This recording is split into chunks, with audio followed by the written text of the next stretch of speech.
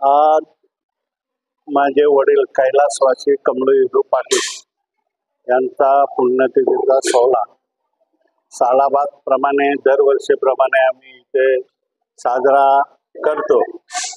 माननीय शिवसेना प्रमुख बाळासाहेब ठाकरे यांच्या आशीर्वादाने 20 संस्था आजच्या दिवशी आम्ही स्थापन केली आणि या छोट्याशा इमारतीचं उद्घाटन आदरणीय स्वर्गीय दिबा पाटील साहेब यांच्या हस्ते 28 वर्षापूर्वी केलं होतं ना. तेव्हा हे आम्ही रोपटं लावलं.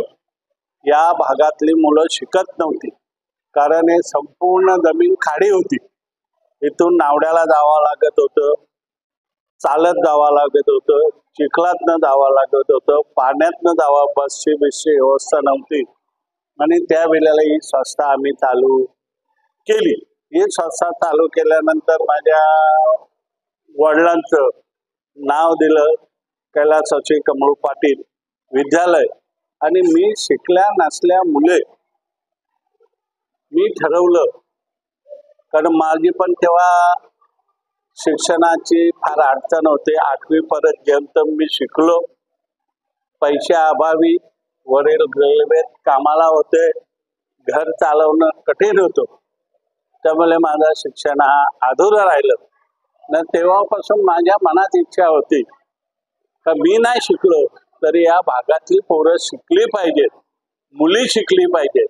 आज बऱ्याच मुली या पंचकोर्षातले शिक्षण घेतल्यात, चांगल्या झाल्या, चांगल्या सर्व्हिसला लागल्या, डॉक्टर झाल्यात, वकील झाल्यात, BSc झाल्यात. याचा आज मला फार मोठा आनंद होतो का मी जी संस्था चालू केली 28 वर्षापूर्वी त्यात आणि शिक्षण ही जागा माझी आहे.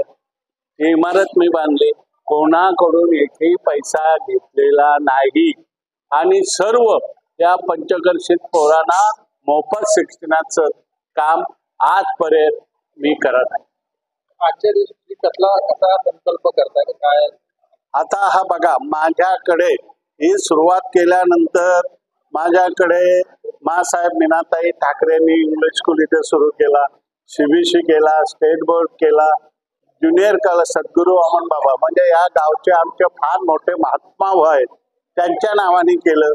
शिवसेना प्रमुख बाळासाहेब ठाकरे लॉ कॉलेज चालू केलं, माझ्या नावाने B फार्मसी चालू केली. आणि आत्ताच एक अडचण आहे, या मुली शिकल्यानंतर डॉक्टर होऊ शकत नाही, पैशाच्या अभावी इंजिनिअरिंग होऊ शकत नाही कारण ग्रामीण भागात. त्यासाठी आज मी संकल्प केला का बबनदादा पाटील नर्सिंग कॉलेज सुरू या वर्षापासून आम्ही करीत आहोत. आणि नर्सिंग कॉलेज B फार्मसी जरी डॉक्टर वकील नाही झाला तरी चांगल्या प्रकारे स्वतःचा धंदा काढू शकतात. काम धंदा कंपन्यात एवढ्या मोठे इंडस्ट्रियल एरिया तिथे करू शकतात.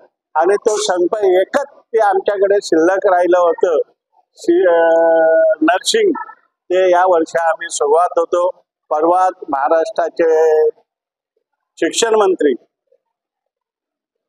हसन मुश्रीफ साहेब यांची भेट घेतली, त्यांनी याला मान्यता दिलेली आहे.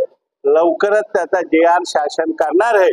आणि जे शिक्षण या भागात कमी होतो नर्सिंगचं ते चालू करण्याचा संकल्प मी आज या दिवशी केलेला. ओके.